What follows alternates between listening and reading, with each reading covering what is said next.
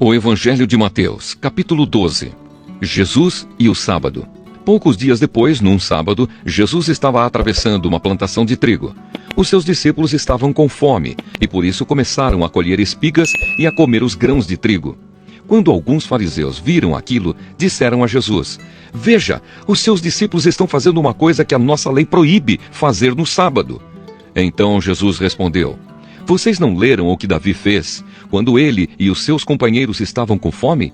Davi entrou na casa de Deus e ele e os seus companheiros comeram os pães oferecidos a Deus, embora isso fosse contra a lei, pois somente os sacerdotes tinham o direito de comer esses pães. Ou vocês não leram na lei de Moisés que, nos sábados, os sacerdotes quebram a lei no templo e não são culpados? Eu afirmo a vocês que o que está aqui é mais importante do que o templo. Se vocês soubessem o que as Escrituras Sagradas querem dizer quando afirmam: eu quero que as pessoas sejam bondosas e não que me ofereçam sacrifícios de animais, vocês não condenariam os que não têm culpa, pois o Filho do Homem tem autoridade sobre o sábado." Jesus e o homem da mão aleijada. Jesus saiu dali e foi para uma sinagoga. Estava ali um homem que tinha uma das mãos aleijada. Então algumas pessoas que queriam acusar Jesus de desobedecer à lei lhe perguntaram: "É contra a nossa lei curar no sábado?" Jesus respondeu: "Se um de vocês tiver uma ovelha e no sábado ela cair num buraco, será que ele não vai fazer tudo para tirá-la dali? Pois uma pessoa vale muito mais do que uma ovelha. Portanto, a nossa lei permite ajudar os outros no sábado." E disse para o homem: "Estenda a mão." Ele estendeu e ela sarou e ficou igual à outra. Então os fariseus que estavam ali saíram e começaram a fazer planos para matar Jesus. O servo escolhido de Deus. Quando Jesus soube disso, foi embora dali e muita gente o seguiu. Ele curou todos os que estavam doentes e mandou que não contassem nada a ninguém a respeito dele. Isso aconteceu para se cumprir o que o profeta Isaías tinha dito. Disse Deus: "Aqui está o meu servo que escolhi, aquele que amo e que dá muita alegria ao meu coração. Eu porei nele o meu espírito e ele anunciará o meu julgamento a todos os povos. Não discutirá, nem gritará, nem fará discursos nas ruas. Não esmagará o galho que está quebrado, nem apagará a luz que já está fraca. Ele agirá assim até que a causa da justiça seja vitoriosa. E todos os povos vão pôr nele a sua esperança." O poder de Jesus para expulsar demônios. Então levaram a Jesus um homem que era cego e mudo, porque estava dominado por um demônio. Jesus o curou e ele começou a ver e a falar.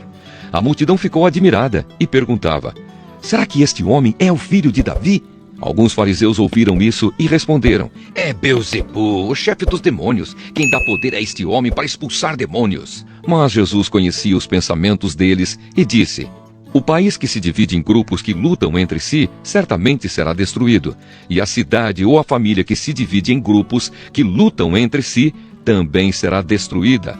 Assim, se no reino de Satanás um grupo está combatendo contra outro, isso quer dizer que esse reino já está dividido e logo vai desaparecer. Vocês dizem que eu expulso demônios porque Beelzebu me dá poder para fazer isso. Mas se é assim, quem dá aos seguidores de vocês o poder para expulsar demônios? Assim, os seus próprios seguidores provam que vocês estão completamente enganados. Na verdade, é pelo poder de Deus que eu expulso demônios. E isso prova que o reino de Deus já chegou até vocês. Ninguém pode entrar na casa de um homem forte e roubar os seus bens sem primeiro amarrá-lo. Somente assim essa pessoa poderá levar as coisas que ele tem em casa. Quem não é a meu favor é contra mim. E quem não me ajuda a juntar está espalhando. Por isso eu afirmo a vocês que as pessoas serão perdoadas por qualquer pecado ou blasfêmia que disserem contra Deus. Mas quem blasfemar contra o Espírito Santo não será perdoado. Se alguém disser alguma coisa contra o Filho do Homem, será perdoado. Mas quem falar contra o Espírito Santo não será perdoado nem agora, nem no futuro." A árvore e as suas frutas. Vocês só poderão ter frutas boas se tiverem uma árvore boa. Mas se tiverem uma árvore que não presta, vocês terão frutas que não prestam. Porque é pela qualidade das frutas que sabemos se uma árvore é boa ou não presta. Ninhada de cobras venenosas. Como é que vocês podem dizer coisas boas se são maus? Pois a boca fala do que o coração está cheio. A pessoa boa tira o bem do seu depósito de coisas boas, e a pessoa má tira o mal do seu depósito de coisas más. Eu afirmo a vocês que no dia do juízo, cada pessoa vai prestar contas de toda a palavra inútil que falou. Porque as suas palavras vão servir para julgar se você é inocente ou culpado. O pedido de um milagre. Então alguns mestres da lei e alguns fariseus disseram a Jesus: Mestre, queremos ver o Senhor fazer um milagre. Jesus respondeu: Como as pessoas de hoje são más e sem fé. Vocês estão me pedindo que faça um milagre, mas o milagre do profeta Jonas é o único sinal que lhes será dado. Porque assim como Jonas ficou 3 dias e 3 noites dentro de um grande peixe, assim também o Filho do Homem ficará 3 dias e 3 noites no fundo da terra. No dia do juízo, o povo de Nínive vai se levantar e acusar vocês, pois eles se arrependeram dos seus pecados quando ouviram a pregação de Jonas. E eu afirmo que o que está aqui é mais importante do que Jonas.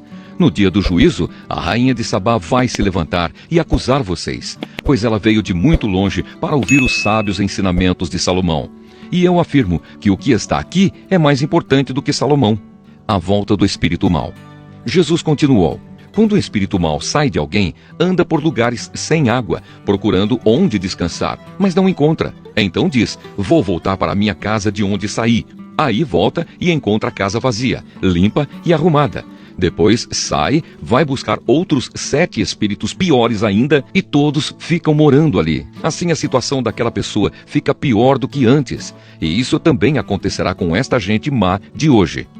A mãe e os irmãos de Jesus. Quando Jesus ainda estava falando ao povo, a mãe e os irmãos dele chegaram, ficaram do lado de fora e pediram para falar com ele. Então alguém disse a Jesus: Escute, a sua mãe e os seus irmãos estão lá fora e querem falar com o Senhor. Jesus perguntou: Quem é a minha mãe? E quem são os meus irmãos? Então apontou para os seus discípulos e disse: Vejam, aqui estão a minha mãe e os meus irmãos, pois quem faz a vontade do meu Pai, que está no céu, é meu irmão, minha irmã e minha mãe.